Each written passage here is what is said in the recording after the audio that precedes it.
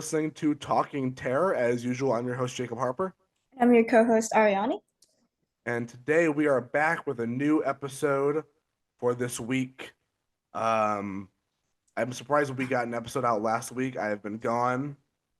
Some of you may know I've been gone at Fantastic Fest, and Ariani's been holding down the fort. Shout out to Ariani, keeping keeping things flowing. Well, I've been in Austin, Texas for Fantastic Fest, the yearly genre film festival, which was awesome. I love this is like my fourth year there, I think, and it was fucking fantastic.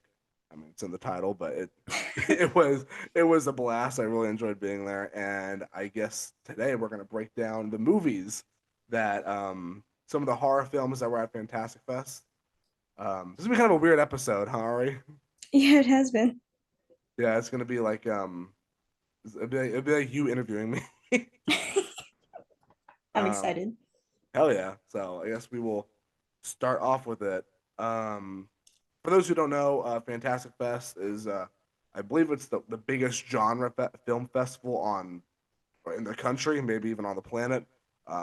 It's been going on for 20 years now. This was the 20th anniversary, and it's just the premier spot for lots of big genre films, lots of horror, sci-fi, action, combinations of the bunch. Lots of cool stuff gets released here, and it's a total blast. So I'm excited to be chatting about it. Yippee! All Yippee. right. Oh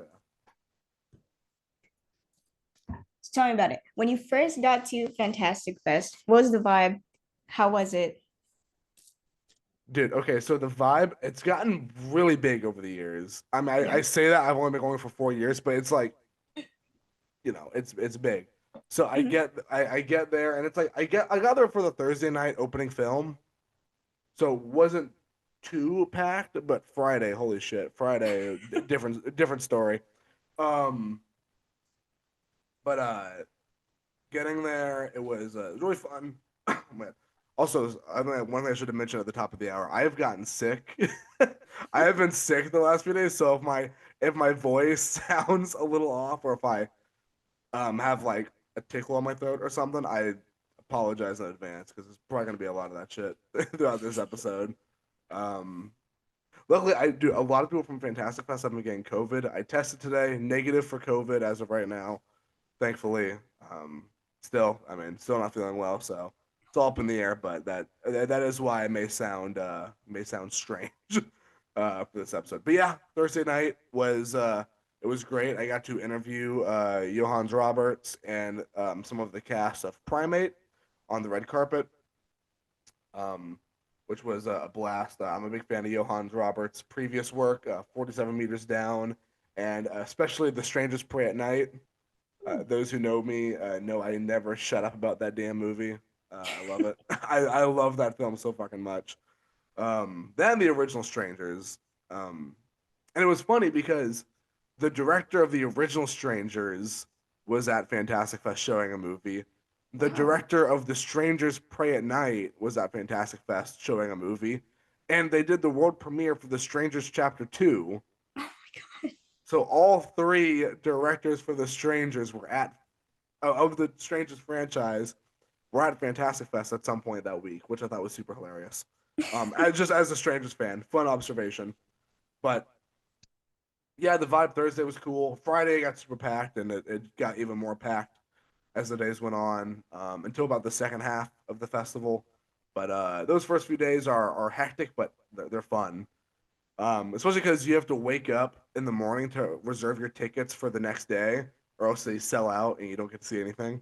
Wow. Um, so it's you have to wake up bright and early to get in the rat race to get a ticket. Which thankfully I do press, so I got some extra press tickets for stuff, but I still had to wake up and choose some extra movies for stuff, which was it's fun though. It gives you a reason to wake up in the morning because I'm a guy who oversleeps. I oversleep a lot. I mean, I sleep in a lot, so having an urgency to wake up in the morning definitely helps. And Fantastic Fest has that. it just doesn't help that some of the movies go till like 1:30 in the morning. Dang. VHS went till like 1:30 in the morning, which I mean VHS is usually the closing for some night. The last few times I've been there, that's been like the final movie of like a night is VHS, which is a good movie to end a night on because they're always fun. But oh my god, Right. the turnaround time of getting out, getting to the hotel, going to bed, and then waking up the next morning is it's not the easiest, but it's fun. I like it. Um, but yeah, that was sort of the vibe. Long, short story long, I guess. But yeah, that was the vibe. That sounds fun. Hell yeah.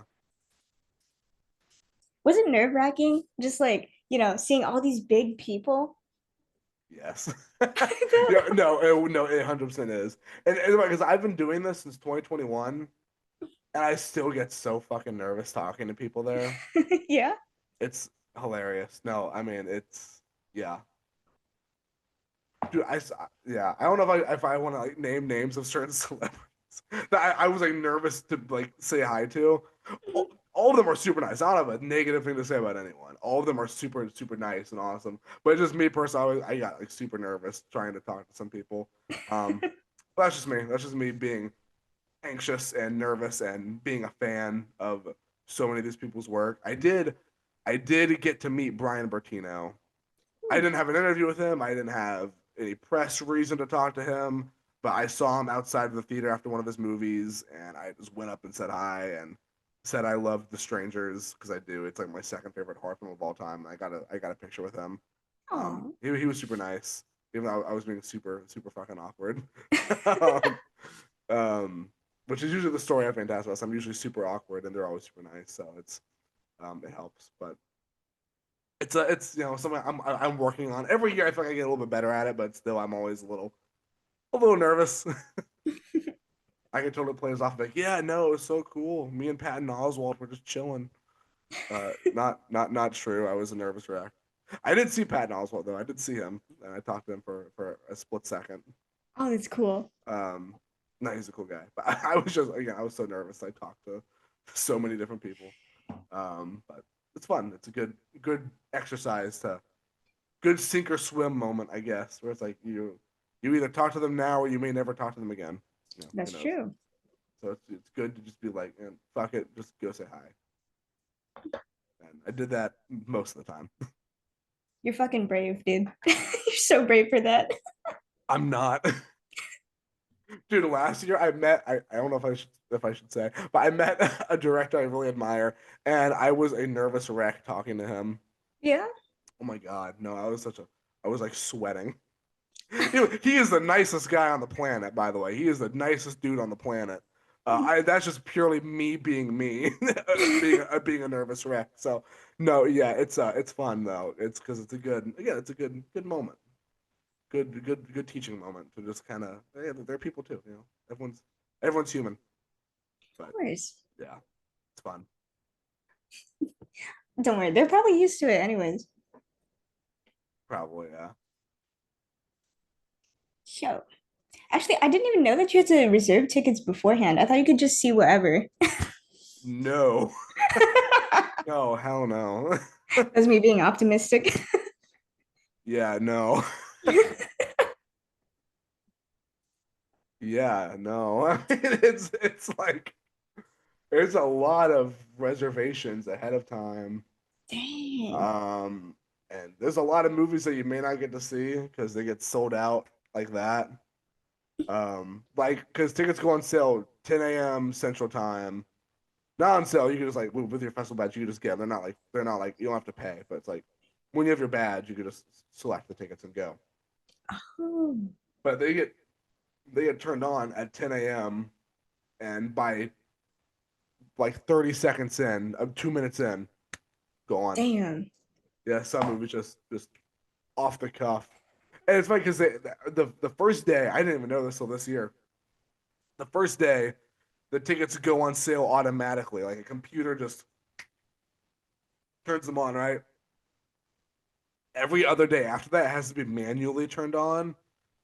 So Mm. sometimes they're like a minute early, a minute late. It's not like an exact science. So Wow. it makes for some kind of awkward ticketing arrangements because there was one day where they turned the ticketing on at like 9:58.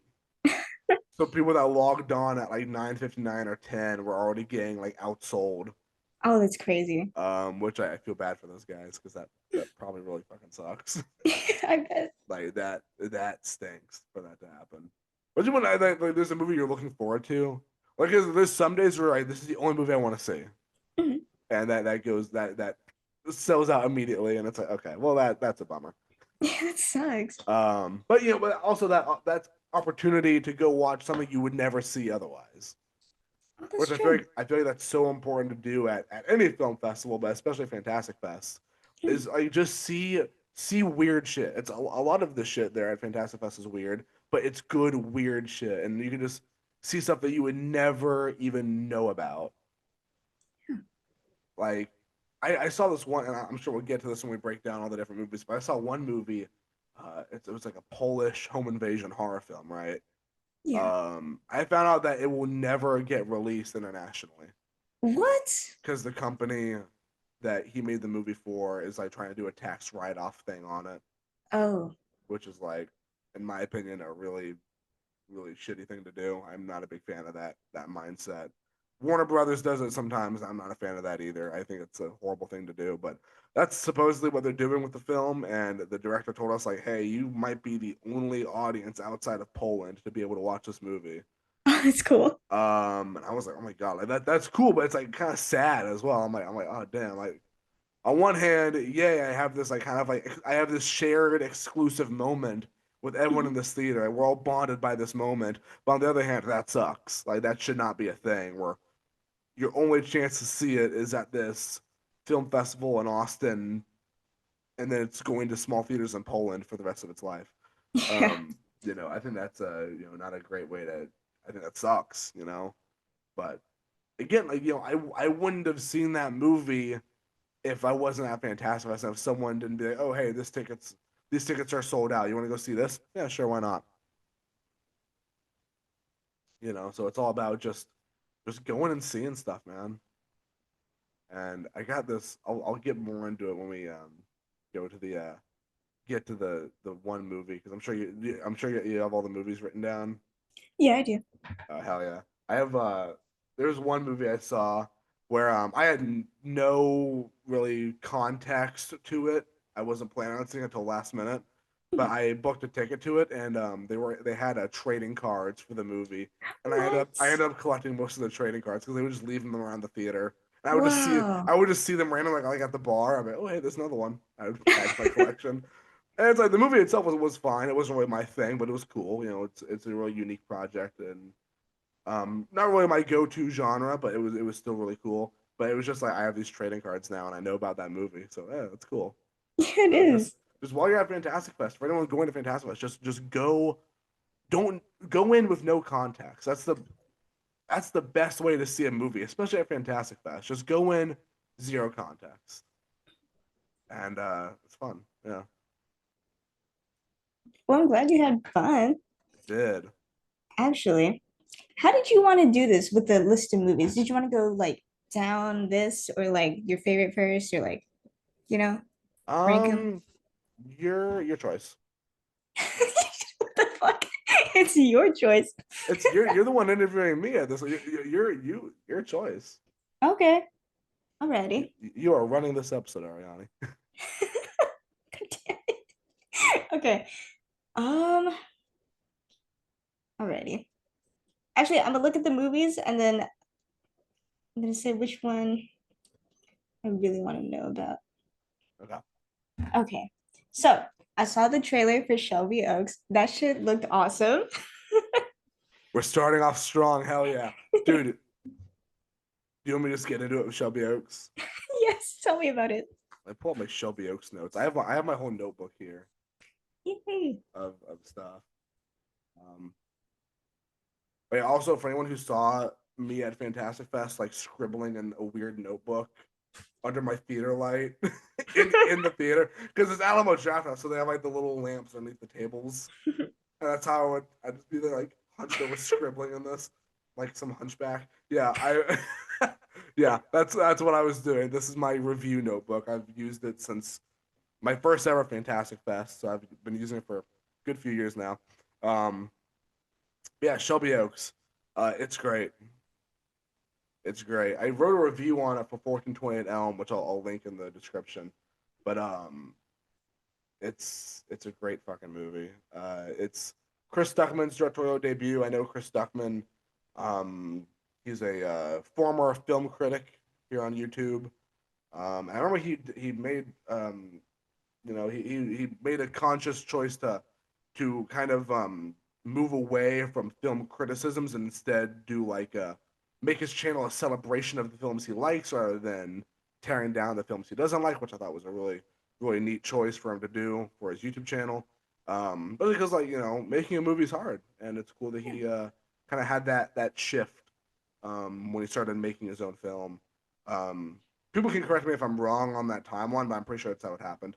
But either way, I mean, I've been a fan of his for a while. I used to watch him a lot in high school. And I still watch him to this day. So it's really cool seeing him take on a directing role in a film, and then seeing that film get picked up by Neon and be executive produced by Mike Flanagan, who's one of my favorite directors like ever. He's one of my favorite directors currently living, Mike Flanagan.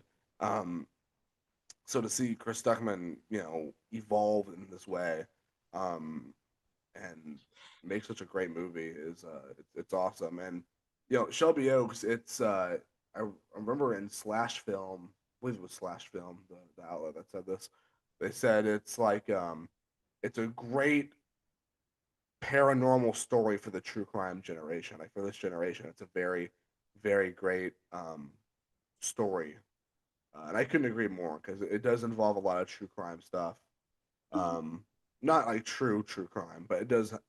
It's based on like it starts off with a missing persons case that leads into a paranormal situation, which I think is super cool. I've always liked when things have like kind of a procedural type of thing to it, Right. leading up to the supernatural stuff. Kind of like Long Legs in a way, where Long Legs for like the first half of it felt Mhm. like I was watching an FBI procedural, kind of Silence of the Lambs like, and then well, Shelby Oaks, it's way less of a sharp left turn into supernatural. Like you know the supernatural is coming, but with Long Legs, it was like a left hook to the supernatural. Well, Shelby Oaks, it was like you kind of knew going in it would be in the supernatural front. Um, so it has less of that Long Legs vibe to it, but um, it's great. No, I really liked it, and it's very good at building tensity. It thrives on intensity. There were some moments where I was like, my heart will not stop fucking pounding. Like, please give me some relief here. Um, great, great, great actresses in this film. Uh, Camille and I'm so embarrassed I can't remember the names. I am blanking. I should have pulled this up. Yeah, Camille Sullivan and Sarah Dern. Camille Sullivan plays Mia, who is looking for her missing sister.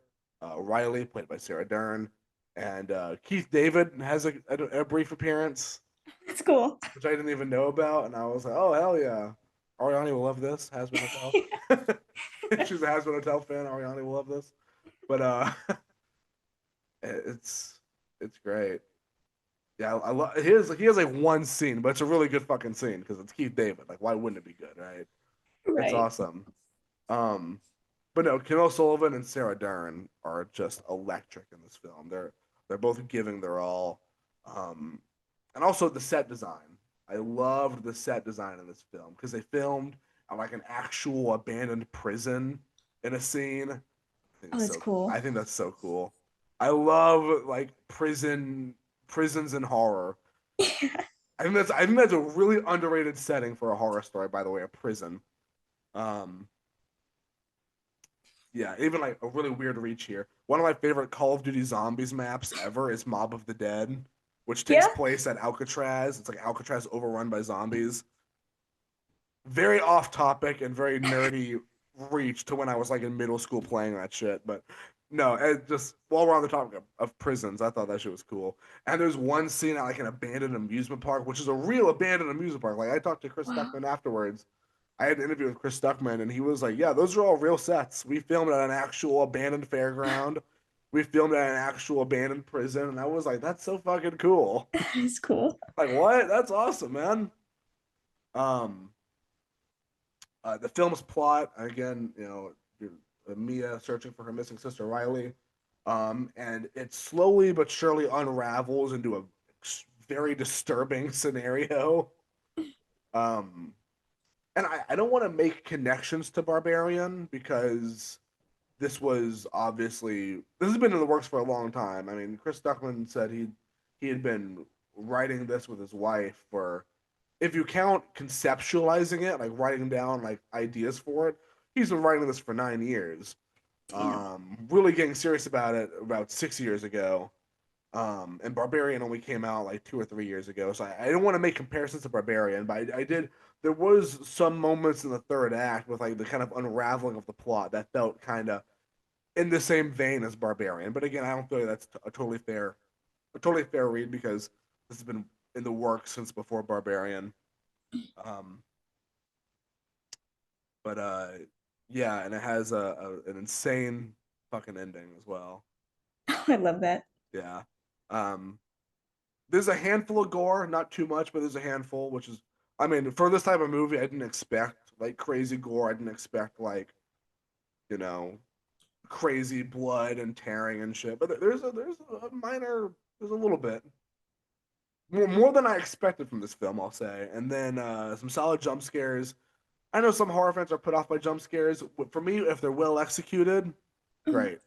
And the jump scares in here are pretty well executed. But really, what its biggest strength is tension and dread.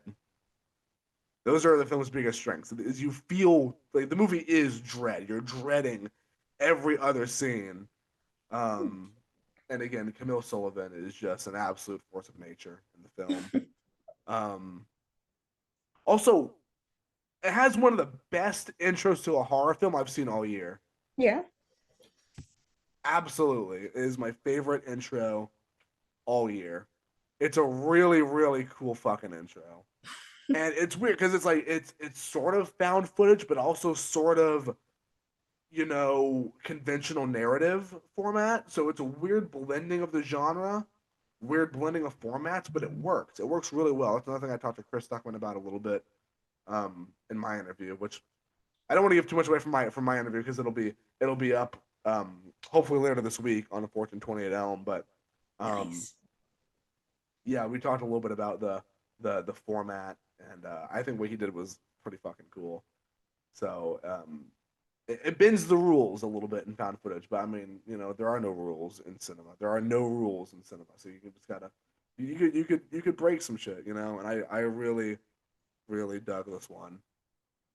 And I told Ariani before we before we started filming, we got quoted in the trailer. They quoted me in the trailer and signed it Talking Terror. So yeah, talking. This is a Talking Terror approved film. Ooh. So shout out to Neon for quoting me. I loved that. That made my whole day today. I've been laying in bed sick all day, and that made me jump out of my bed, screaming. Like you have no idea. I have been alone in this house all day. My roommate has not been home all day. I was screaming at the top of my lungs, just out of pure hype for that trailer and seeing my quote there. So, yeah, thank you, Neon, for making that happen. That was fucking awesome. Um, and all Shelby Oaks fans tune into the Talking Terror podcast because, yeah, man. Yeah. But yeah, that's Shelby Oaks in a nutshell. You can read the rest of my review over on 1428 Elm. I'll be leaving a link to that down below. Um, but yeah, Yeah. It's a really good review too, guys. Ariani knows it's going to be a good movie before she even sees it. She knows it. Yeah, 100%.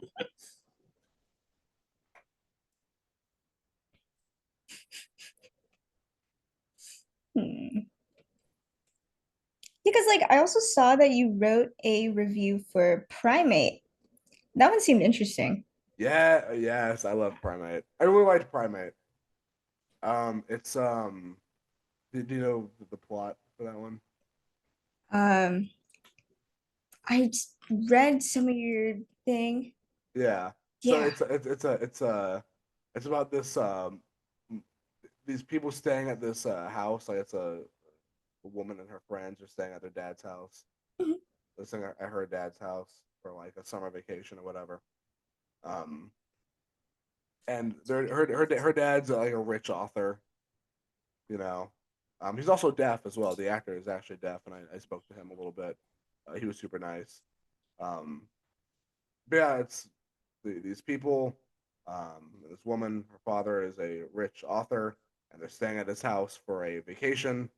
And they have a pet monkey who's super nice and sweet and awesome, who develops rabies. Oh. Um, yeah, and it goes ape shit and starts killing them violently. Oh my God. Yeah, I mentioned in my review also on 1428 Elm. I'm gonna spend this whole episode plugging them because all my reviews are up there. But yeah, no Primate. I quoted it as saying it's like Cujo on steroids. I was thinking Cujo, yeah. Yeah, it's Cujo on steroids because it just like instead of a dog, it's a fucking chimp. It's a chimpanzee. Like those things that can rip your face off. Yeah, those Yeah. things. It's that, but with rabies. Like that's horrifying.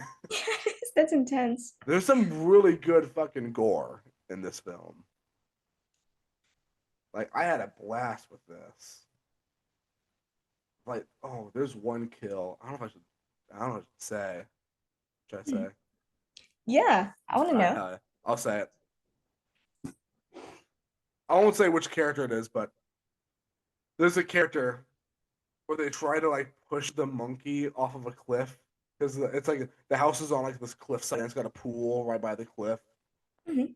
and they're in the pool and they're trying to fight the monkey and he tries to push the monkey off the cliff, but the monkey like misdirects him and pushes him off the cliff and he falls off.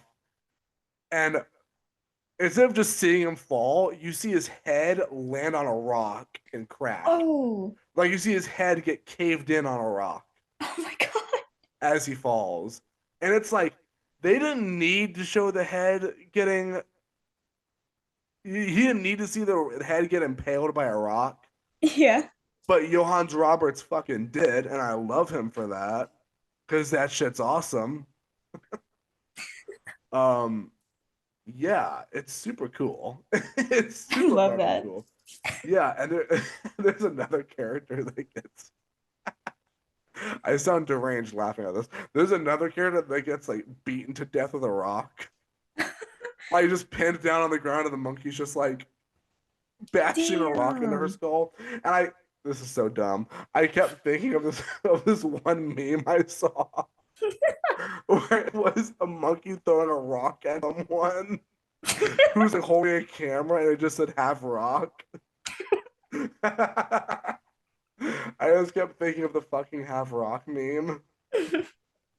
I put that on my notes somewhere. I said the monkey said half rock. Where did I put it? Oh yeah, here it is. I put in my notes half rock. Professional movie critic, by the way. Professional movie critic writing down his notes half rock. Um, no, great.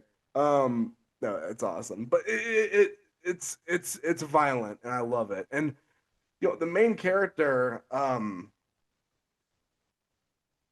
remember the actress's name. Johnny Sequoia is the actress's name. I'm trying to remember her character's name. Um, what the hell? Why am I blanking on everything? I'm blanking on all this important shit. But yeah, no. Johnny Sequoia is fantastic in this. I interviewed her on the red carpet. She was amazing to talk to. Um, we talked about horror films. Why is her name not on IMDb? Why is the character's name not on IMDb? I hate that. Oh yeah. Okay, so one thing about this movie that is kind of like I saw this movie early, like early. It comes out in January 2026. So we got a little while, but I'm telling audiences now I'm giving you your warning now. Do not sleep on this come January. I mean it. Do not sleep on this. I know everyone has this weird like boogeyman myth in their head that January horror movies always suck, which is not true by the way. That myth has been broken time and time and time again. But, you know, I I think that's a dumb urban legend, dumb myth or whatever mindset, whatever you want to call it. But Yeah. the January horror movie curse, I think, is silly. Because we've gotten like Megan in January, we've gotten Scream 5 in January, and we're getting Primate in January. So, yeah, I'm warning horror fans now: do not sleep on this. This is a movie about a monkey with rabies literally tearing people apart. Like he tears body parts off of people in this film. It's This fucking cool. chimp. It's so fucking cool. And I like how, without getting into spoilers, over the course of the movie, the chimp looks scarier and gets smarter. Like it learns how to taunt its victims, and it gets more and more covered in blood, and just looking creepier and creepier as the movie goes on, which I love. Man, it's it's fantastic. I loved this one. I think I gave it like 4 stars on Letterboxd, 4 out of 5. Yeah, I really Nice. liked it. I really liked it. It's good. It's got moments you're super on edge, and you're tense, but there's also just lots of really fun gore, lots of animal exploitation horror film stuff in there, like Day of the Animals or Grizzly. Oh, I love that. Yeah, yeah. Oh, dude, Grizzly. Seeing that for Great Bites was so much fun. But no, yeah, it just animals gone ballistic is is a fun horror subgenre, and this is a great entry into that. And yeah, it was a blast. It's good to hear. Hell yeah. No, looking at the posters, I was wondering when I first saw them, what the hell is bad haircut about? What go on in there? Yeah, so bad haircut. Bad haircut is about this guy. He's like kind of like this low confidence dude. He's in college, and his friends are like, you need to get like a new haircut, whatever. Mhm. And he goes to this barber that his friends recommend, and the barber's like a total fucking nut job. Yeah. It's great. The barber's a total nut job, and he gets him involved in like a, a whole. I don't know. It completely derails. Yeah. Where like he like kidnaps someone. And he's like holding someone hostage in his basement.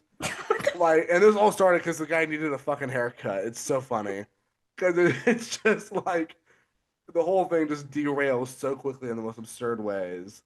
Um, I don't know when it's getting a wider release, but I really like this one. It was a good time.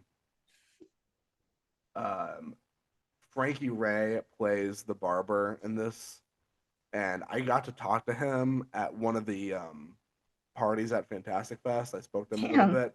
He is fucking hilarious. He's a crazy dude, and I love him. I love talking with him. Um, and I'm like, I need this guy in more movies. Like, I literally, I was like, I need him to play like a member of the Sawyer family in a Chainsaw Massacre film because he's That'd be just cool. eccentric and funny, and just like he's great. He'll just go up and talk to anyone. Like he was so talkative. Um, it was great, and he's really funny in the movie. He plays a total psychopath, but he plays it in a very charming, funny way. Where you're almost rooting for him. That's Maybe not cool. rooting for him, but you're like you really dig this guy as a villain. So yeah, I liked Bad Haircut. I'm not sure when its official release will be.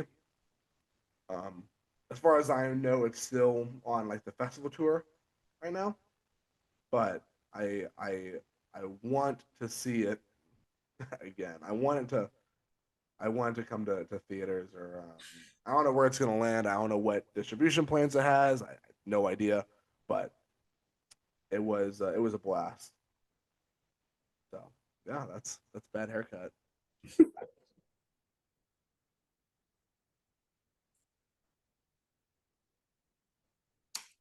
No, I'm having a tough time picking the next movie. Um, Actually, I was surprised when I saw this on your Twitter. I did see it on Twitter before you told me. Hell Um, yeah.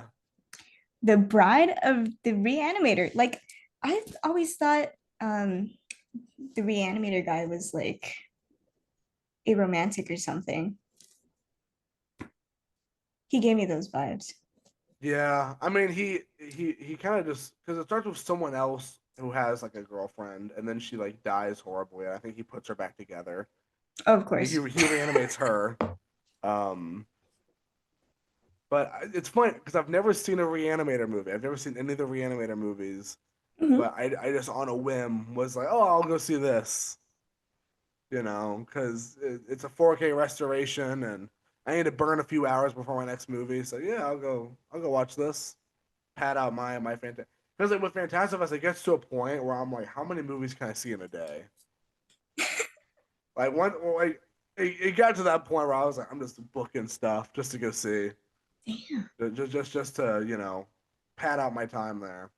Because I think this Fantastic Fest, I saw the most movies I've seen at Fantastic Fest. I think this was like the most movies I've seen at the festival. Because I was just like booking whatever the hell. Wow.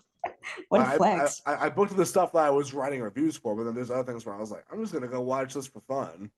And Bride of Reanimator was one. I'm like, I'm probably not gonna write a review for Bride of Reanimator because I don't know the Animator franchise. I don't know any of that. But I'll go see a 4K restoration of it, sure. And I dug it. It made me want to go watch the original Reanimator. You should. I know you're a fan of that one. When we were at Texas Fright, you were nerding out over Reanimator. Yeah. Um, which is valid. I mean, I'm about to become a Reanimator fan after watching this one because I gotta watch the original now. But Jeffrey Combs is hilarious too because Jeffrey Combs he's giving me like Jim Carrey Riddler from like Batman Forever type vibes Yeah. at times. And it's so funny how everyone else is just so sick of his bullshit. Like, bro, knock it off with the dead bodies, bro. Right. Like it's not even that it's bad. It's more like an inconvenience. Mhm. Like one of his friends is just like, "Can you stop harvesting organs, please? Can you knock it off?" It's like this guy's like committing atrocious acts on dead bodies, and his friend is like, "Dude, not right now. Relax." I think that's awesome. I loved how they played that. Um, yeah, it was a fun watch, and now I gotta familiarize myself with the animator movies, with the Reanimator movies. It's, How many movies are there in that franchise? fuck, I don't know. You're the Reanimator expert, Ari. I Only thought you watched had the first one. you only watched the first. I Yeah. thought you I thought you were gonna be so excited that I saw Bride of Reanimator. I watched it and I was like, Ariana's gonna love this because she's all about this franchise. And you've only seen the damn.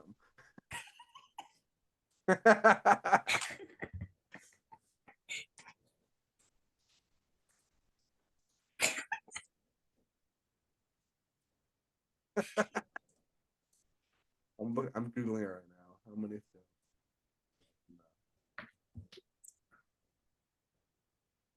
There's only three films in the Reanimator franchise. Okay, I thought there'd be way more.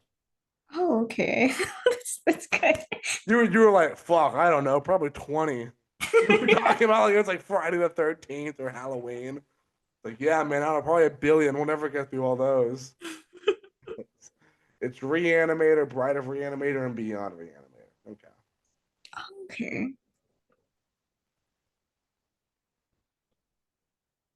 That's not bad.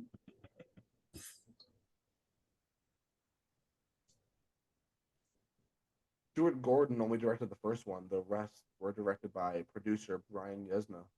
Oh, That's fun. That's so funny how there's some movies that have like a billion sequels in the franchise, and there's some that have like two or zero. Yeah, right. I remember last year I watched this movie called Doctor Giggles. It was made in the 1990s, and I'd heard about it. And I watched it, and I was like, looks like a movie that would have like at least three sequels. Like it would have gone to part four at least. Mhm. No other movies in that franchise. There's just the one Doctor Giggles. And I was like, that's so strange how there's only one of these. And just like with Reanimator, I thought it would be like Chucky a little bit, where there'd be like eight, seven or so.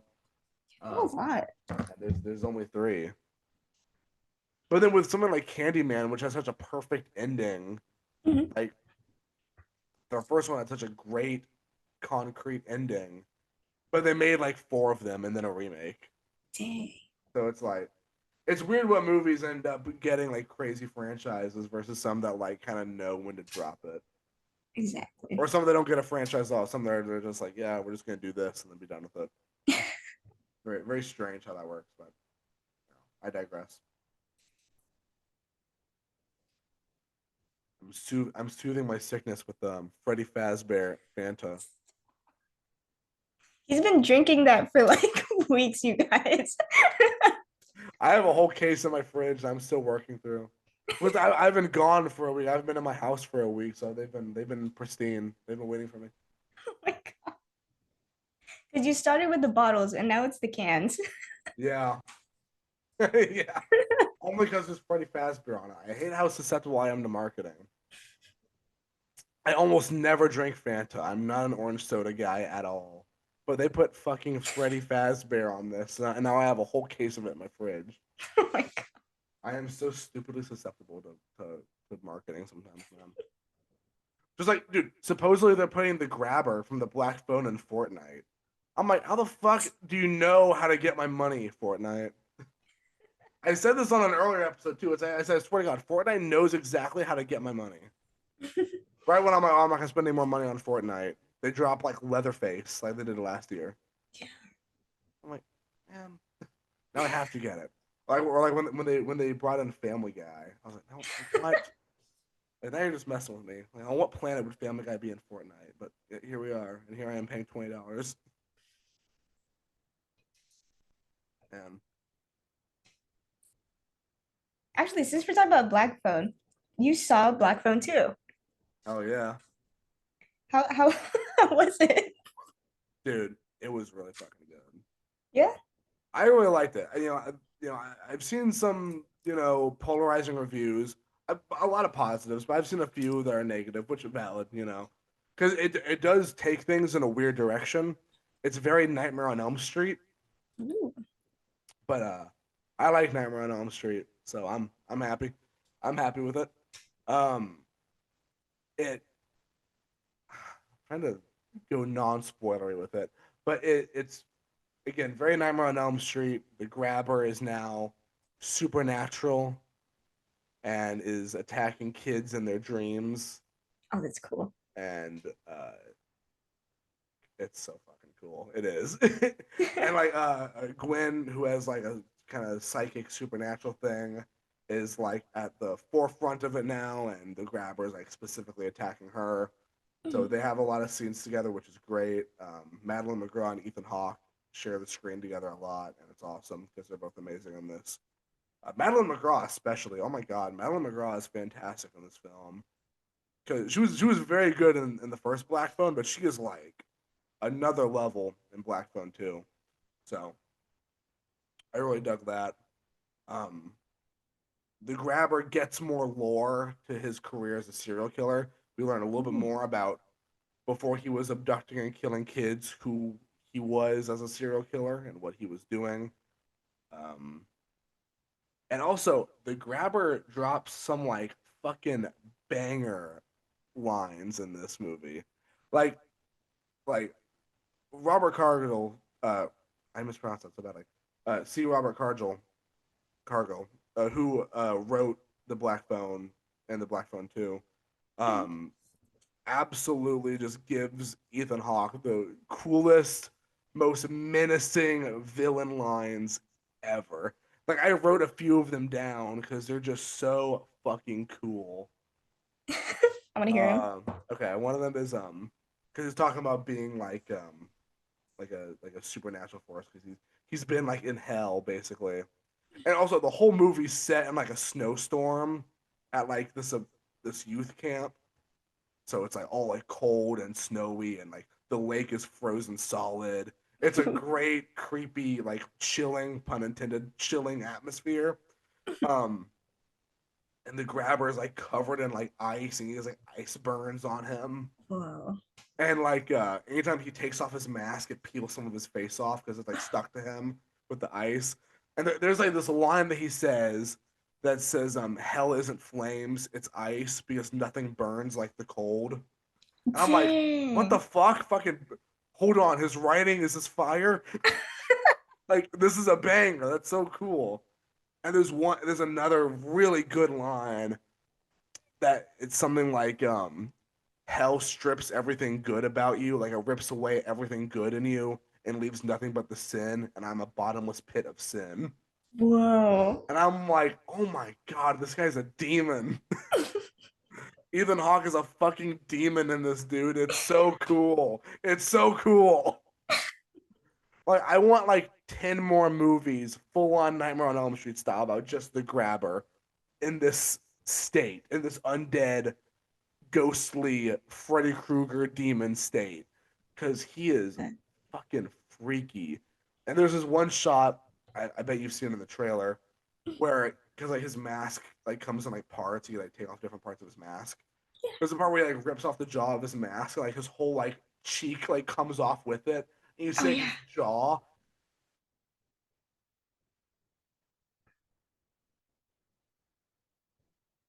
Uh,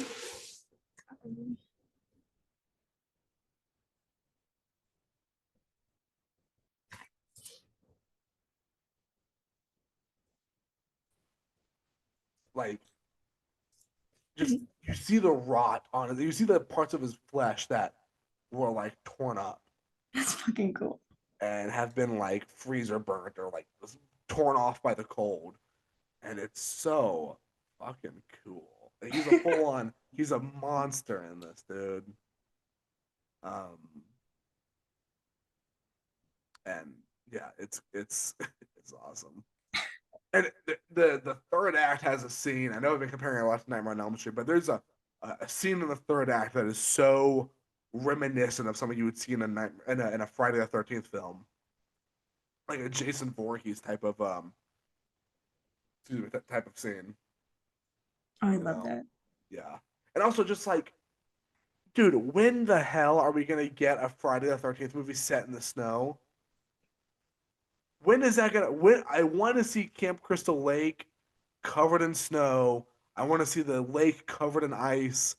I want to see Jason spilling bright crimson red blood against white snow.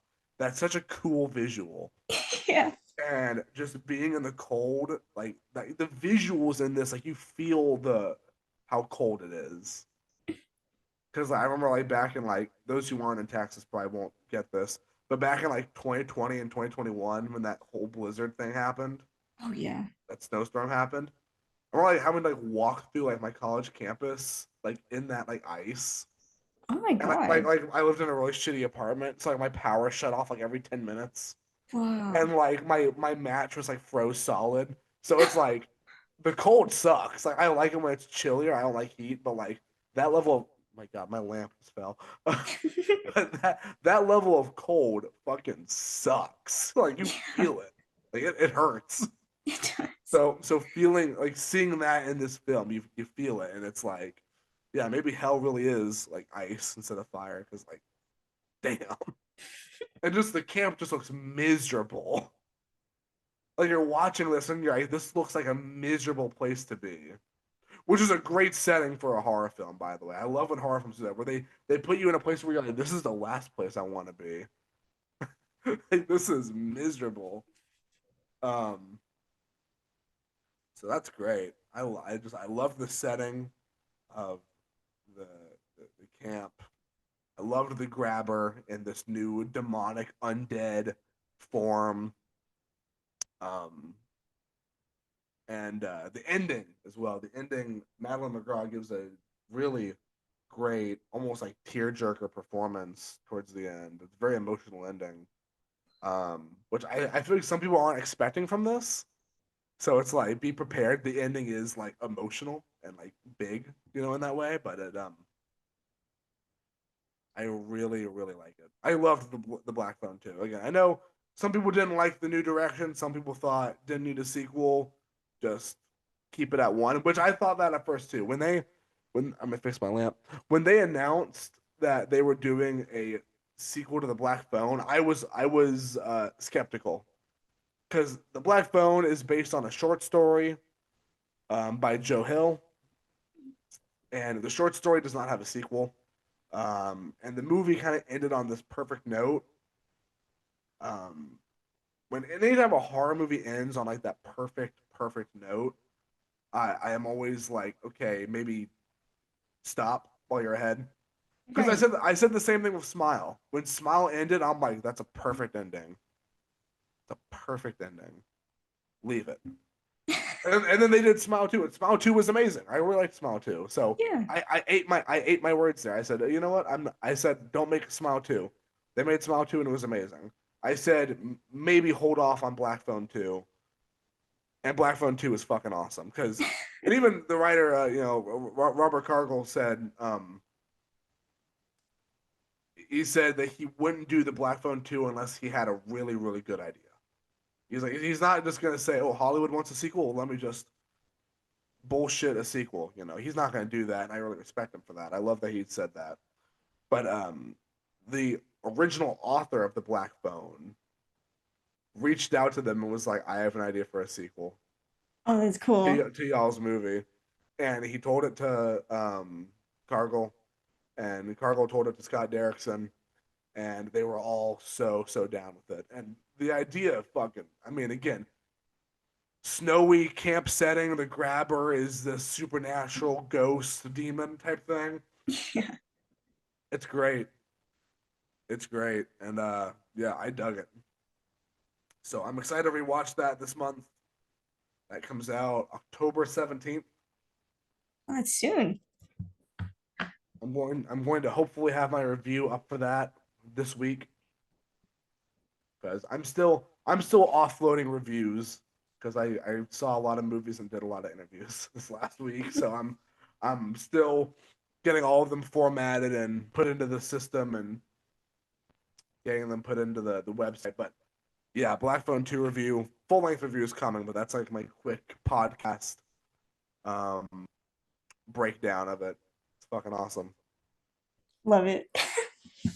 Hell yeah. Hell yeah, twin. Also, I need to find the grabber's mask somewhere. I really fucking love that mask. Yeah, it looks awesome. I also really liked his voice. Huh? I also really liked his voice. Oh, dude, his voice is so fucking creepy. Oh, I found it. It's like so blurry on my screen. What the? I What is that? was showing pictures of actual grabbers. Oh, did you just look up the grabber? I forgot to put the The mask part?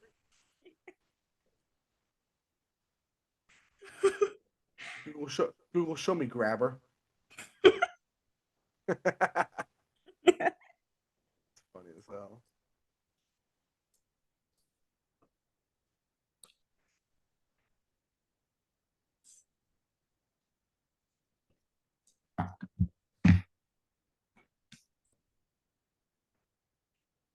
Dude, they're selling a grabber mask for like $12 at Walmart. Hmm. But it doesn't split apart like some of the other ones do. That's okay. Also, when the fuck does Spirit Halloween open? Because like mine isn't open yet. The one in Denton is open. No, it's not. I've been there like twice. Yes, it is. Okay. Not the one at like the mall, right? Yeah. What? Yes. I went there today. You're lying to me. I am not lying to you. No way. I'm pretty sure I bought something from there the other day. Not the other day, but like 2 weeks ago. Any Tintin? Um, Oh my yeah, god. the one by Movie Trading Co. No. No, I was talking about the Golden Triangle one. Golden Triangle Mall? is that not the Golden Triangle Mall? I don't know. What but like but I would It's dare. it's it's got a Barnes and Noble near it. Yeah, the one right next to it. Yeah, I went inside. No way. What? I I did no. Okay, I think did you go when it was closed? Maybe I was there at like maybe 11 or 12. Oh, weird. They're open, just not for me. Yeah, I guess so. Fuck you, I guess. Man, what the hell. Oh, I found a custom Blackstone action figure. The hell? Dude, Everyone's getting action figures. when is NECA gonna make an official grabber action figure? I want that. I want the original. I want the part two version.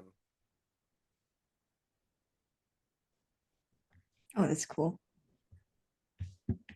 There's a Funko Pop. I don't want a damn Funko Pop.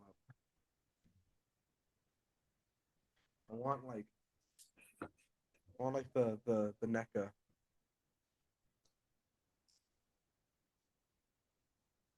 They have Toonie tears of him, but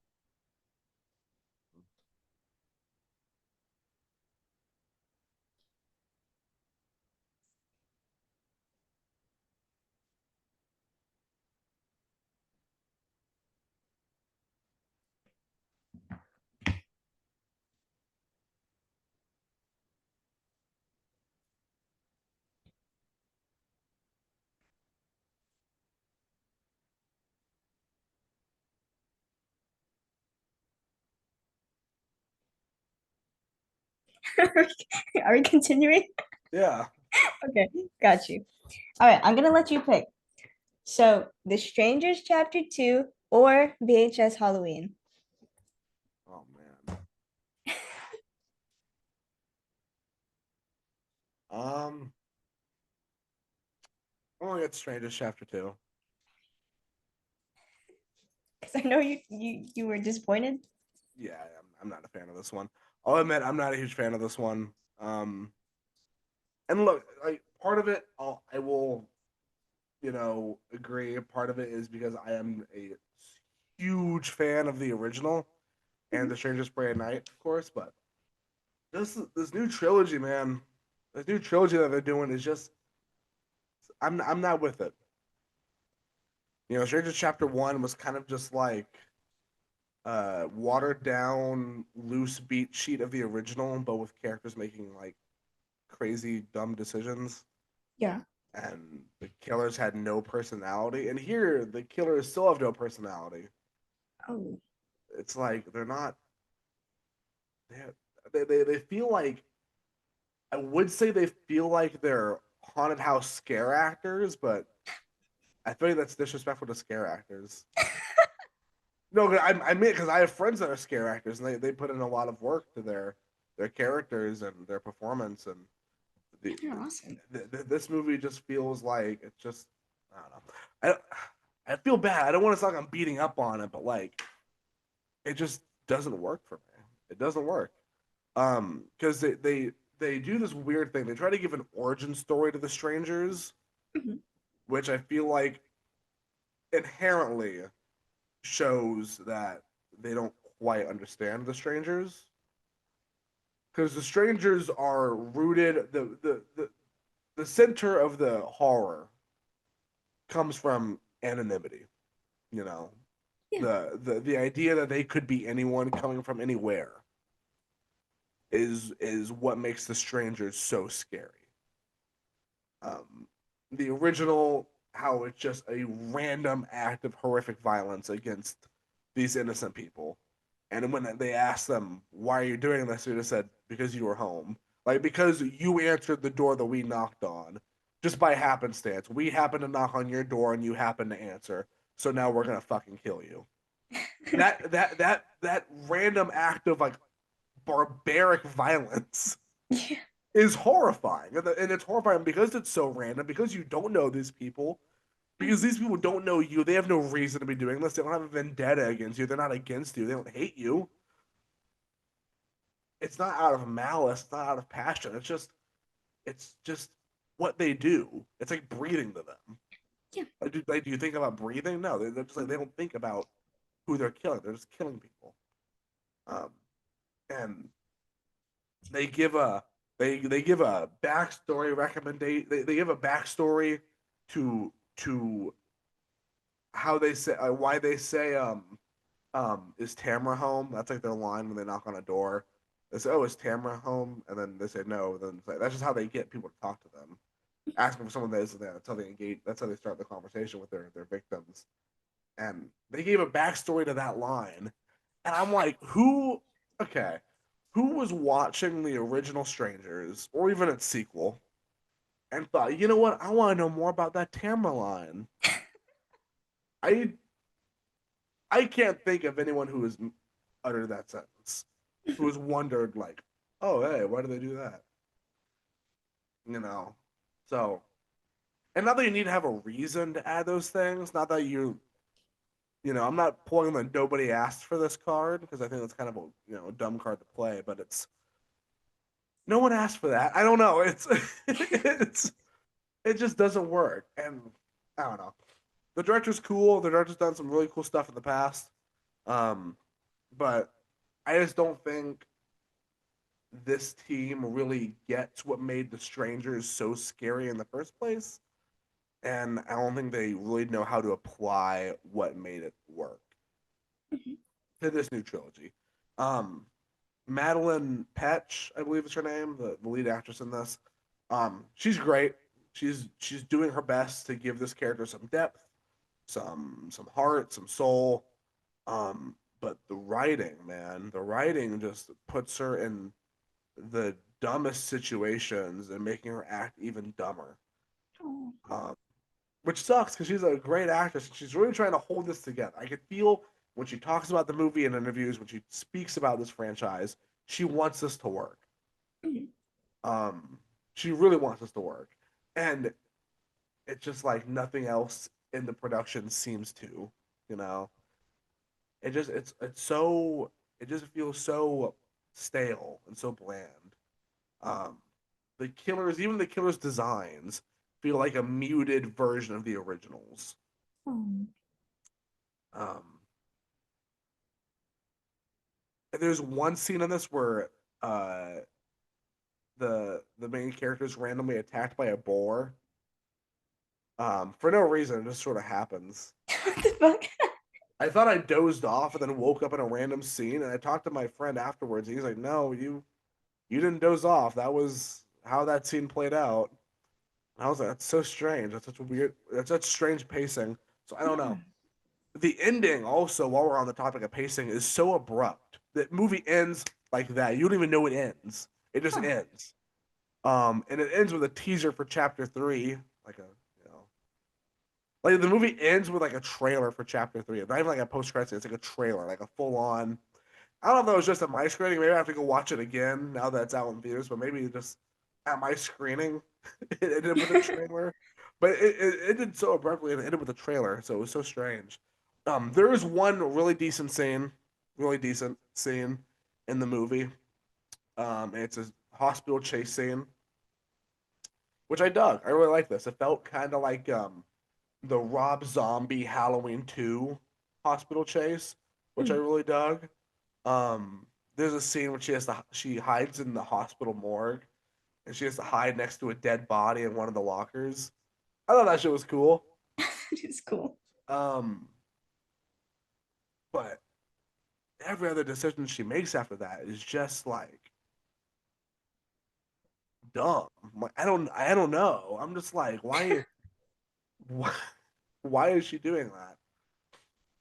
Um, and again, I feel like giving a backstory, giving a lore to the stranger, giving a concrete, set in stone, confirmed backstory to the strangers is a total misread on who the strangers are and what makes them so scary. Because like you can infer things about them when Right. you look at their clothing, when you look at their body language, when you occasionally hear their voice, you can gather context clues to little inklings of who they are without anything concrete, which is why I find as always so scary is that there's ideas in your head about who these people might be, but you don't know. Um, like the original. I always had canon that the original were some insane high schoolers who left a school dance to go terrorize some people, like in the middle of everyone getting drunk at prom or homecoming or whatever. They snuck off and got in their truck and went to go torment this couple, and then they came back in the morning, and no one really saw them leave, or you know, That's cool. because when they show up, they all look kind of young, but they're all dressed kind of nice. Like one of them's wearing a suit, the other two girls are wearing like dresses or nice tops or whatever. Yeah. And it's a like again, it's that thing where through their costuming and through their body language and through the little bits of what we do see of them, you can make little head canons and infer things like that. Um, but with this, they show their whole hand. They show you exactly who they are, where they came from, where they grew up, and I'm like, stop. You're telling me too much about these people. And yet they still don't have a personality. That's insane. They still don't have a personality. They show me all these things about who they are, and yet they still act like like video game NPCs. Yeah. What the fuck? I don't know. It didn't work for me. It just this whole trilogy doesn't work for me. And I'm gonna see chapter three, obviously. I gotta finish what I've started here. And I'm gonna support it. I'm gonna go watch it, check it out. But I'm not digging what they're doing here. Um, just a lot of questionable scenes, and the background lore is so unneeded. And it even brings in some plot holes because in this new trilogy, it's like the strangers are kind of just in this one town. They built all this lore and all this background into this one small town in like Oregon or whatever. But it's like, okay, if the strangers have been here this whole time, why haven't they been caught? Right. They would have been caught. But because another thing that's scary about the original strangers is that they travel. They just live in their truck. They go from like place to place, killing people randomly. And if you do somehow survive, the only thing you know about them is their mask. That lives forever in your head. If you are unfortunate enough to survive the killing, you are haunted forever by them. You're always looking over your shoulder, wondering when they're going to come back, knowing they never will. The strangers would never go back to finish a job because they just leave. They leave. You know, like in the original, they thought Liv Tyler may have been dead. Maybe they're like, oh, maybe she's not dead, but we're going to leave anyway. And they leave. She turns out to be alive. Liv Tyler's character in the original is going to go her whole life looking over her shoulder, thinking about those people. Even in Pray at Night, when she kills them, she's still startled by the sound of a knock at her door. She's still traumatized. She still has that trauma. That like those people, even though that she killed them, are gonna live forever in her head and haunt her. And the fact that this whole trilogy centers around them trying to go finish the job and kill this one person that they missed, um, it's so backwards from everything we know about the strangers, and like that's not entirely a bad thing for a franchise, but just for this, it doesn't work, in my opinion. It doesn't work. Yeah. So yeah, that's Strangers Chapter 2 for you.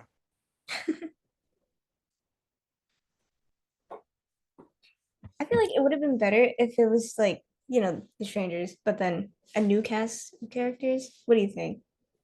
I mean, I feel like they could have just making Strangers without rebooting it. Mhm. Because like there's a 10-year gap between the Strangers and the Strangers Pray at Night. Mm. anywhere in this 10-year gap between 2008 and 2018, you could have done more stuff. You didn't need a reboot, and you didn't need to add all this lore. Yeah. You didn't need to give me their whole rap sheet. You know, again, less is more. Truly, less is more, and the art of subtlety is like totally lost on these films. I just don't get it. I don't get the reason for it. I don't get why they are doing it this way. And also, I feel like if you're gonna do this whole trilogy, because they said the trilogy is like one big movie. Mhm. They describe it as one big movie. So part two is like the second act of a movie, which again doesn't quite work.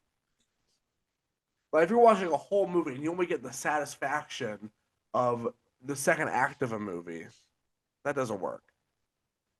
So they should have just made one long fucking movie at that point. If you really wanted to do it, if you really want to make a 3 hour Strangers movie, go ape shit. Fine. I'd watch it. I would. I'd watch it. But instead, we have 3 hour and a half long Strangers movies that have all this filler and bullshit in it. You know, that I'm not a big fan of. It just feels, again, it just feels like it just doesn't jive with me, you know? But, I'm part three looks exciting. The trailer for part three, or the teaser they showed us at the end, looked way more action packed, and it's supposed to be the big finale. So hopefully they pull out more with it. But I feel like at its core, this trilogy is inherently flawed because it goes against so much of what makes the strangers work as characters. Yeah. What sets them apart from other home invasion horror characters is the mystique, you know, the context of what you could pull from them, but how much of an enigma they still are, you know. So yeah, I don't know. It doesn't work for me. They did talk about doing a supercut of all three movies in one film, like just putting all three movies on one movie, Damn. which like I would watch it, but I don't think this trilogy works. So I don't know. That's just me. And I mean, not just me because it hasn't been getting good reviews, but it's yeah, I'm not a fan of it. I've heard some people that did like it, you know, agree to disagree, but I'm happy they like it. I'm just, and again, I acknowledge it's because I'm such a diehard fan of the original. I know this is coming from a place of me being a nerd and me being so protective of the 2008 original and the 2018 sequel, but like because of that, because I know so much, in my opinion, of what makes The Strangers work, this trilogy doesn't work for me. And yeah, that's about it. Well, I'm glad you're honest. Thank you. Yeah, I try to be. Um, I try to be. I yeah. Because when I like something, I'll sing my praises about it. But if I don't like something, I'll be honest. I'm not gonna go on Twitter beating it up. I'm not gonna beat up on it or say I'm not gonna send a million tweets saying it sucks or whatever. And that's dumb. I'm not Dox gonna be. them. I'm not. I'm, yeah, dox them. What? I'm not gonna be a hater. But I'm gonna give my honest opinion that I didn't like it for reasons X, Y, and Z. You know. What's next? Sorry. We got to bring your mood up. We got to Please, talk about VHS Halloween. yes, please. Also, I'm sorry if I sound more nasally. My sinuses are getting worse and worse by the minute. Um, It's okay. You sound good. thank you, thank you.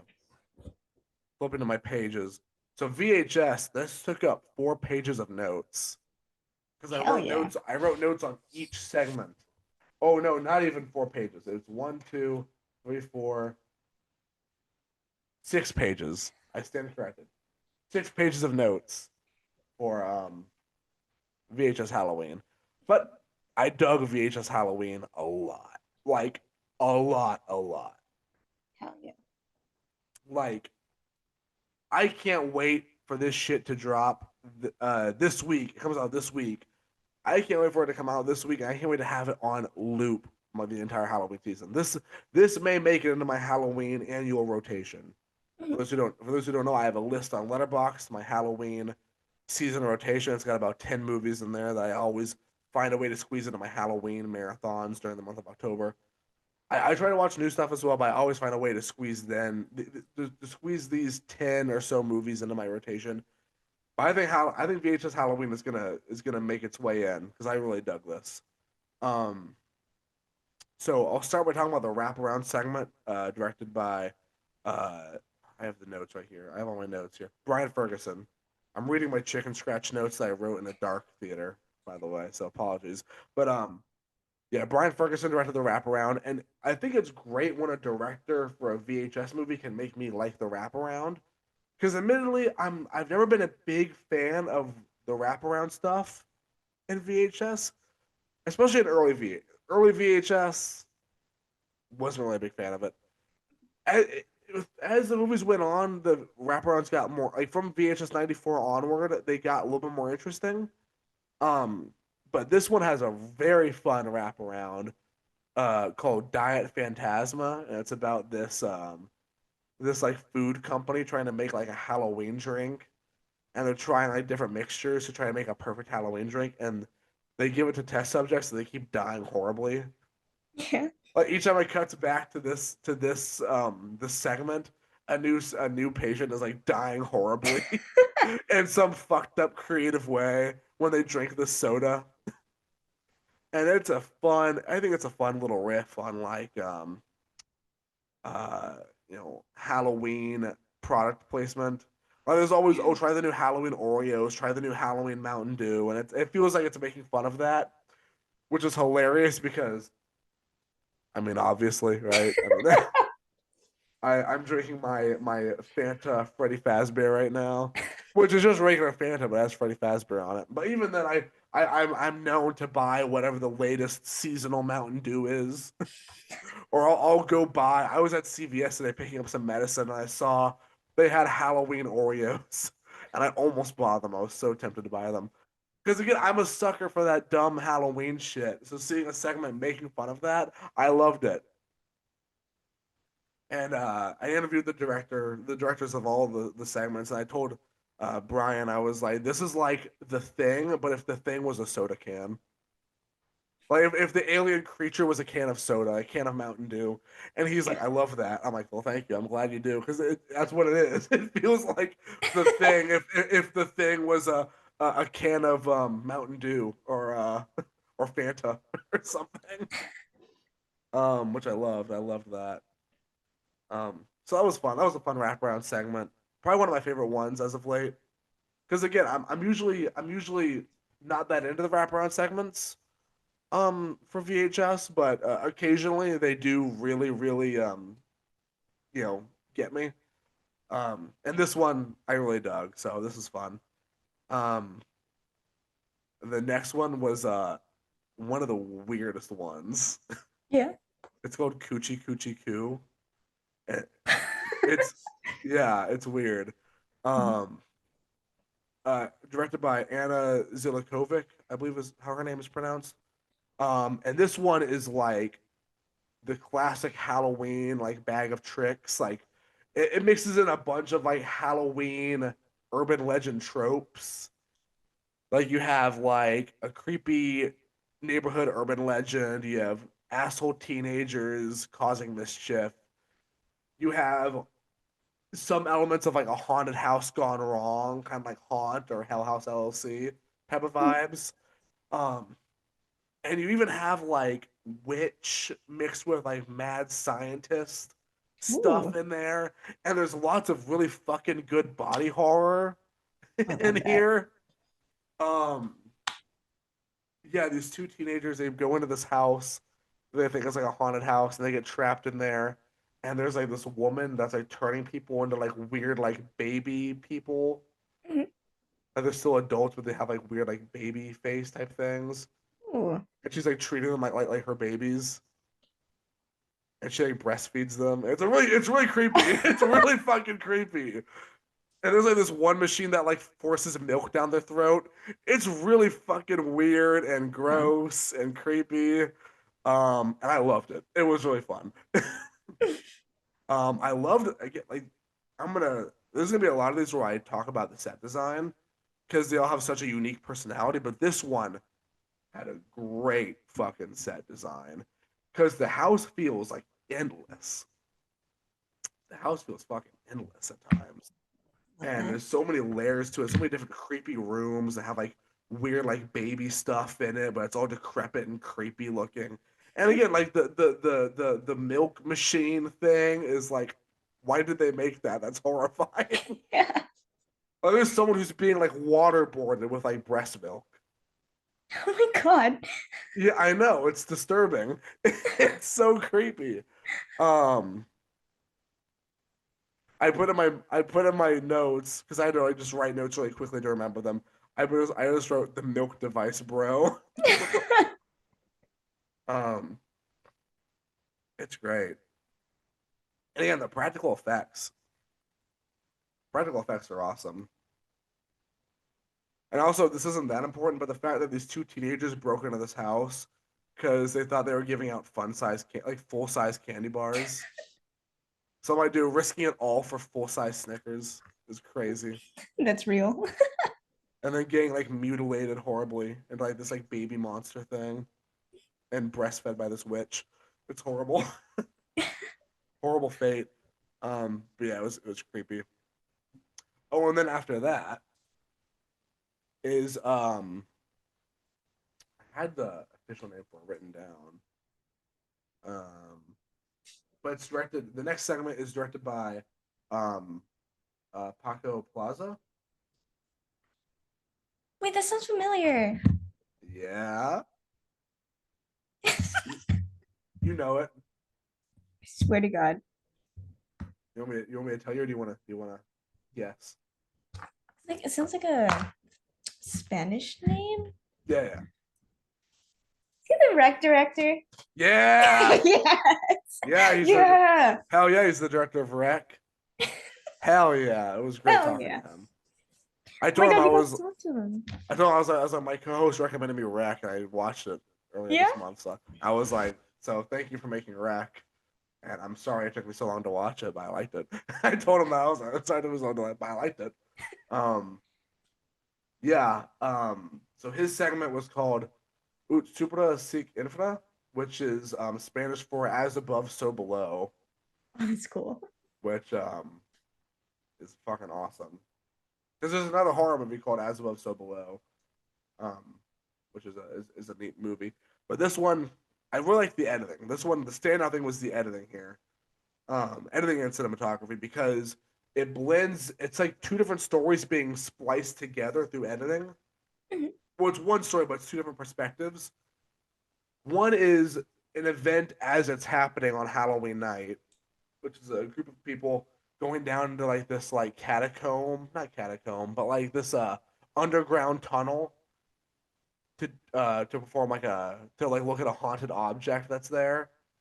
Hmm. And the other perspective is the only survivor of that night telling the police what happened and Wow. walking them to the crime scene. Oh, that's cool. So it cuts between like this like found footage handheld camera of these teenagers going down to this like haunted artifact, which is like a haunted phone, which is because we're talking about the black phone. So it's a haunted phone like in the middle of like this tunnel. And then it cuts to like a police body camera with like the one survivor of this incident walking them to the crime scene. And Wow. it's a great perspective shift back and forth. It's kind of doesn't give you whiplash, thankfully, but it's a good distinct change throughout the segment. Um, and the actors for the Halloween night scene all had great chemistry. Um, and yeah, so this guy who's like the one survivor, they're like, "What happened here?" He's like, "Oh, I don't know if you'll believe me if I tell you," because he's like wanted for like the murder of all these people that Mhm. died here, and he's basically like, "Hey man, like I did it, but I didn't do it. You know, like it was it's complicated." So they ask him to explain it, and the police get him down there, and they're like, "Tell us exactly what happened." And like, "Oh, well, we said this incantation, and that phone started to ring." And they're like, "Okay, say the incantation, like say it." And he says that nothing happens for a minute, but then the phone starts to ring, and then bunch of shit breaks loose, and you see what happened on Halloween night versus what's happening now with the police. Damn. So it was a great back and forth, um, and it was fun. And it had sort of the same visuals as Wreck, and it had kind of a green tint to it, Yeah. kind of like your webcam right now. Sorry, I had to make fun of it. I'm not bullying Ariana. We had a joke about that before we started recording. She had to use a different webcam for this episode, and we talked about how it looks like she's recording a found footage movie. So we're talking about Rec and VHS. So hell yeah, I'll make that joke.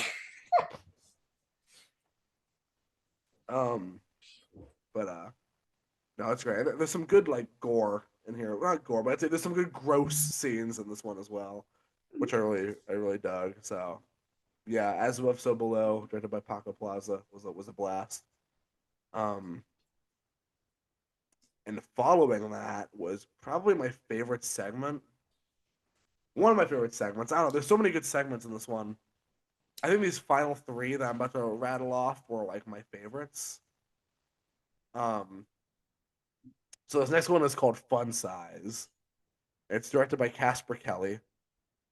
Um, who are you familiar with his work? Hmm. So he did a lot of work for Adult Swim. Oh, He did This House Has People in It, that.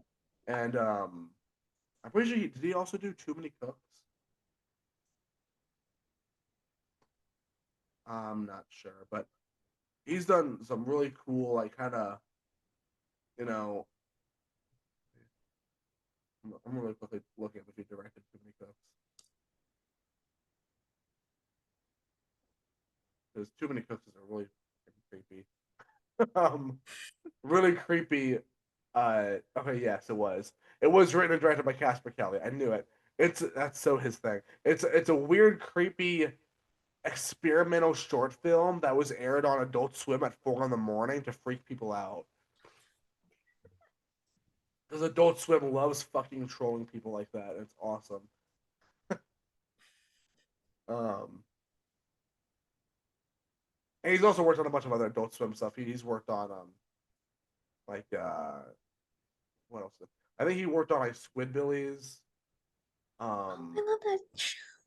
and Aqua Teen Hunger Force. He was a writer for Squidbillies, Aqua Teen Hunger Force, Harvey Birdman, Attorney at Law, and Cat Dog on Nickelodeon. Weirdly enough, Damn. for those who remember that show.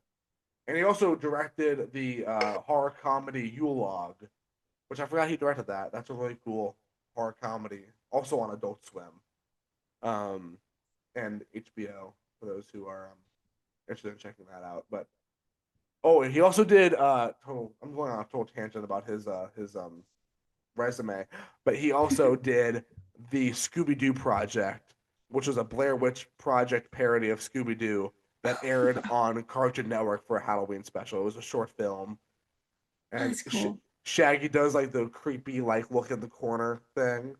Oh yeah, I saw a clip of that. Yeah, okay, yeah, he directed that way back in like I don't know when. When did that come out?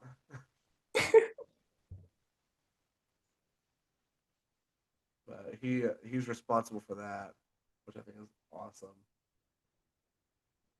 He did that in 1999. That's awesome, Damn. dude. It's a really funny parody for them to do. Because Blair Witch Project is such a fucked up movie. And the fact that Cartoon Network was like, yeah, dude, we'll, we'll parody that. I'm surprised. Man, I love talking to Casper Kelly. If I had the time, I would nerd out with him about all this weird Adult Swim stuff that he's done. So hopefully we can get him on the pod so I could geek out about you know uh Aqua Teen Hunger Force and Too Many Cooks and VHS and Scooby Doo Project. So hopefully I can do that someday. But That'd be awesome. yeah, he directed Fun Size, which is one of my favorite segments in the whole film. It follows these teenagers who they're just recording their Halloween night. and they go up to a house that has a bowl of candy. It says the classic, please take one. And they're like, let's take a bunch. And they take a bunch of it, and it's this weird, like, off-brand candy that they've never heard of.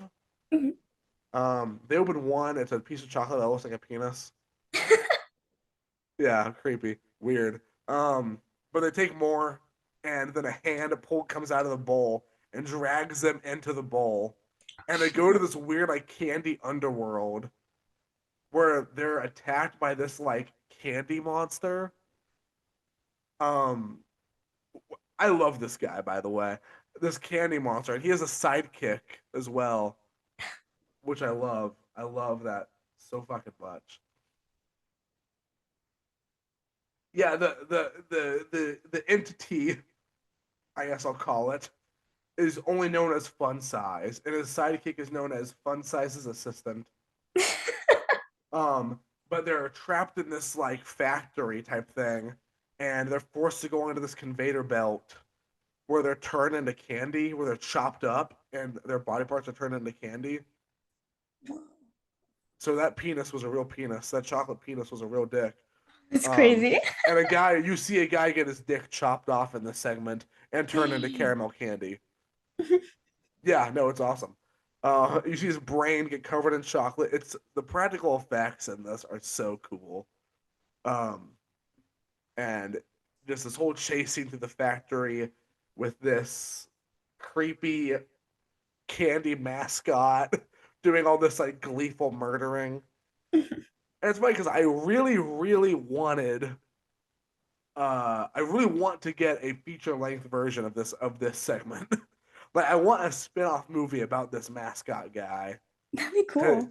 he's like, can we make this guy the next Art the Clown or something? Like, can we get him, like, at Halloween Horror Nights? Hell yeah. Because he's funny. Um, but yeah, I wrote this one is deliciously violent because it is. And it also kind of reminds me a little bit of the Gravity Falls Halloween special, the Summerween, Oh where the villain is this monster made up of loser candy, this candy no one fucking wants. yeah. So there's parts of it that kind of remind me of that episode, which is super fun because I'm a big Gravity Falls fan, and I mean, you know, Casper Kelly has written for, like, younger audiences before. Sort of. I mean, Adult Swim is like pre-teen and teen stuff, but still. Um, so I thought that was cool, and uh, yeah, it's just a fun fucking segment, man. I love that. You see cut off penises turn into candy. Like, who's not down for that? right? Who's not tuning into that on television? I love it.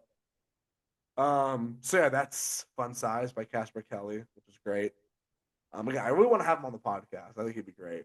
Yeah. I want to have all these directors on the podcast, but I am specifically such a nerd about Casper Kelly's body of work that I want to just yap to him about all of that.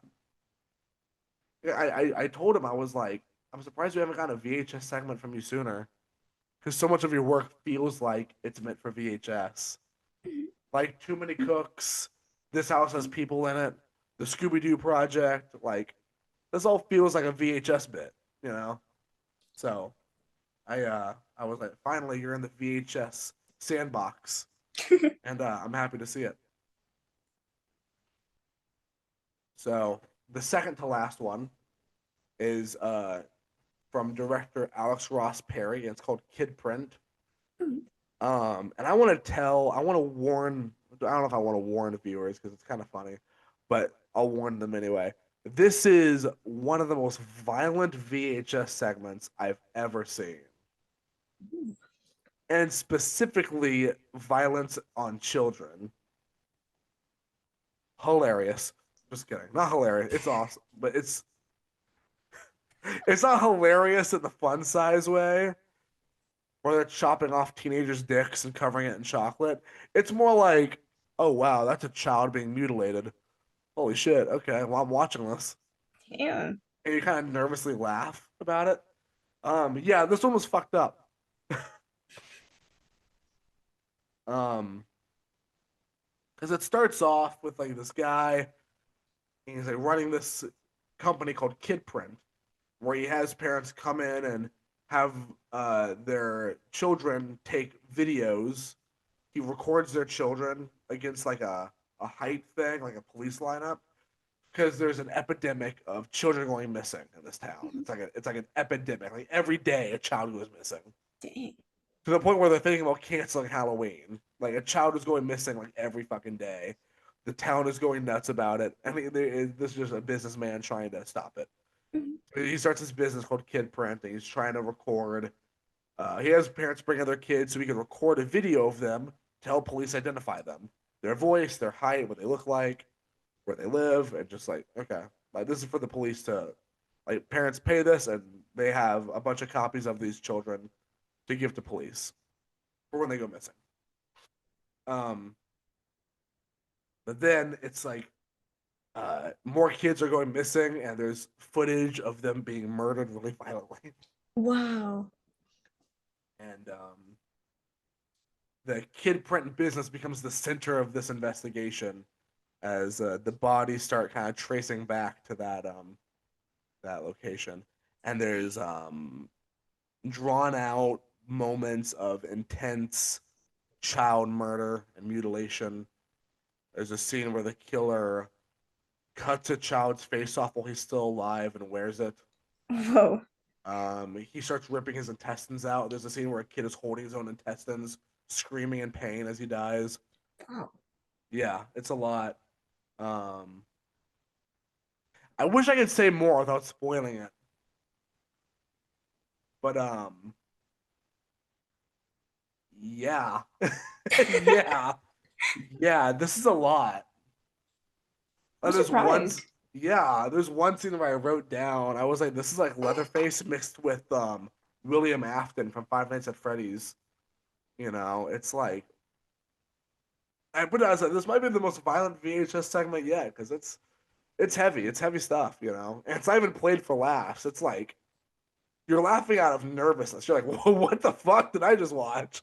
Because there's some parts where you see it for a split second, like it's a split second cut of a child being murdered. And you're like, what the fuck? Sorry, Damn. like rewind. What the fuck was that? um, when I interviewed the director, I was like, I don't want to point fingers, but this is the most violent VHS I've ever seen because of you. And it's like I don't want to point fingers, but because of you, because of your segment, this is now the most violent one, which is fine. I like it. That's not a bad criticism at all. That's just more so a note. That's an Yes. observation that this is violent. So, which I'm assuming if you're listening to Talking Terror, and more so if you're a fan of the VHS franchise, you dig violence and you're okay with it, and you're okay with violence against children. Because violence against children has happened before in VHS. Maybe not this horrifically, but it's happened. So, if you're a VHS fan, you're probably not going to shy away from um child murder.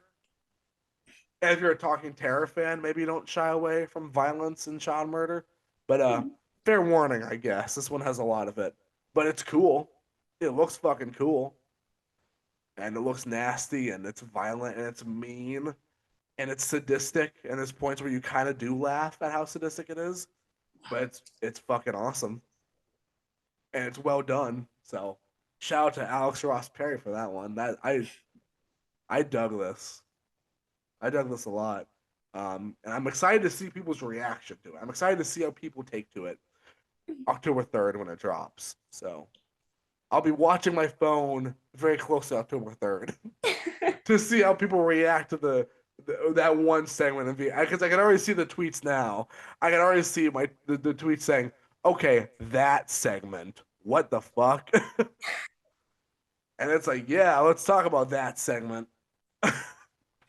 So hopefully after that, y'all tune in and listen to this part of the podcast where we talk about Kid Print. That's what that's the name of the segment too. That's what it's called. That's the first segment I've written down that I've gotten the name right. Because I'll write down the segment while because they don't say the name of the segment while it's going. You don't see the names till after the credits. Like during the credits, they say the names of each segment. So I have to kind of guess. I have to guess on them.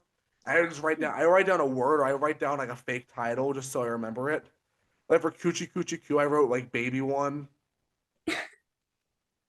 or for like Diet Phantasma, I just wrote Wraparound. And for Fun Size, I wrote Trick or Treat One. For Paco's one, I wrote Green Tint One because I was like, this is probably the director of Rack.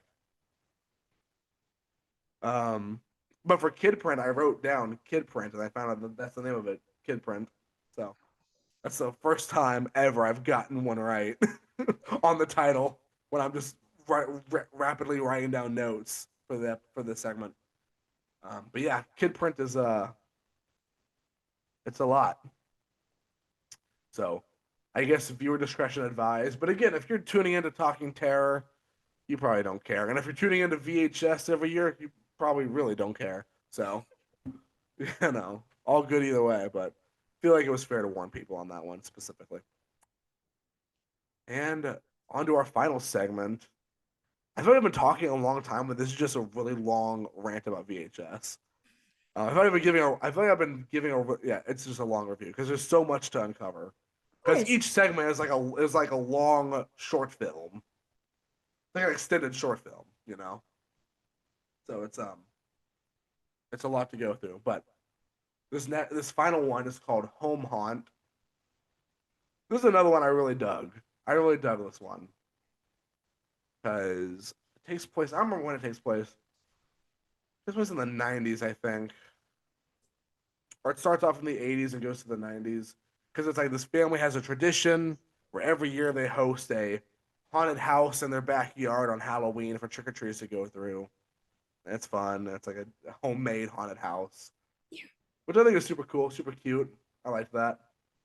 Because there's some parts of this that are kind of nostalgic, you know. Even like through the other segments, there are parts where you're like, "Oh yeah, that's a classic Halloween thing," or "Oh, I used to do that as a kid on Halloween." So it's like there is like a weird kind of like sentimental nostalgia factor in this one that I really dug, and maybe that's why it might make its way into my yearly rotation for this one because there is that kind of cute.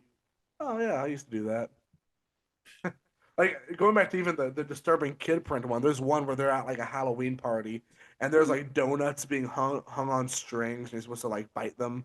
Oh, And yeah. I'm like I distinctly remember doing that at a school Halloween party when I was in elementary school. Really? Yeah, I was like, what the fuck? I was like, how do they know? So I was like, it was just cute little things like that before all the murder. Like, oh, yeah, I remember that. It's fun. Um, but Home Haunt is awesome. Follows his dad, and he's trying to like, because his son was always his assistant with the haunted house, but now his son is like an older teenager. He kind of doesn't want to do it anymore. He thinks it's embarrassing and dumb. So he's Mhm. trying to like get his son back into it, and they're trying to find a way to spice up their haunted house. So they go to this thrift store, and they he doesn't buy it. He steals a Oh, uh, shit. a record that's not meant to be bought. It says I do not buy, like off limits. He steals it. It's a Halloween record, like those like spooky Halloween sound records from like the '70s and shit. Um, he steals one of those. He's oh, I'm gonna play this on during the haunt. It's gonna be really cool. It's gonna really add some atmosphere. Mhm. And he does it, and it is it causes the haunt to come to life. It's like a night of the museum, but with a haunted house. That's cool. And it unleashes a bunch of monsters and shit. And it expands the haunted house it like grows where it's like there's like endless hallways and there's like a pit that people fall into sometimes and there's like ghosts like actual ghosts like killing people and it just totally like derails this like cute family haunted house into like a pit of hell. It's so fun. um and it ends with a witch decapitating a child as she's riding away on her broom. She like rips a child's head off Damn. and it's metal as fuck. Yeah. It's so cool. And there's a really cool stop motion bit at the end as well that I didn't even know was stop motion until I talked to the directors. Michelin and R.H. Norman, they're a directing duo. I guess they wrote and directed this, and they told me that yeah, at the end it's stop motion. I'm like, I didn't even catch that it was stop motion. It's so fucking cool. So I'm excited to rewatch it for that. But yeah, I mean, I put in my notes. I said it takes us to Halloween hell. Like, and again, like kids die in this one, man. Shit sucks, but the kids gotta die. Fuck them kids, bro. That's true. That's what they say, man. They say fuck them kids, and you know what? For VHS, I agree. They probably stole candy bars anyway. That's dumb. But no, it's like there's a scene where I feel like I'm giving away all the cool stuff, but there's a child being boiled in a witch's cauldron, Wow. which is like again metal as hell, man. Like the kids are not all right, and I love it. I'm like this whole movie says fuck them kids, dude. Just chops off their faces, boils them in tar. Yeah, man, it puts them through the ringer. God damn. I know it's not teenagers, it's like children. Yeah, man, it's intense. I think people are getting the wrong idea that I'm reveling in this. I just think it's fucking hilarious how they did that. How they went all the way with it. Yeah. I'm not cheering on. I'm not saying go boil a child in a boiling hot cauldron. I'm not saying that. But I'm saying when I see it in a VHS movie, it's kind of cool. Yeah, of Kind of course. cool that they go all the way they go all the way with it. Um, but yeah, that's VHS Halloween in a nutshell. Just a lot of cute Halloween nostalgia and a lot of fucking child death. Like a lot. Like more than I ever expected. Of And I'm here for it. course. That actually makes me more curious to like watch it. Are you gonna watch it on Friday? Yeah, I'd be excited to. Hell yeah. It drops on Shutter Friday, October 3rd, which is Okay. this Friday. I So need a Shutter account. start a free trial. Tune in to VHS. Yeah, man. Don't skip on this one, guys. Because and also this is their first VHS film that's based on a holiday. Because for the last few years they've been doing it based on a certain year. Mhm. They had VHS 94, VHS 99, VHS 85. And then they went VHS Beyond, which is all about sci-fi. Like no year in particular, just sci-fi. Yeah. And now they're like VHS Halloween. Just whatever you do, just make it about Halloween. And yeah, I'm into it.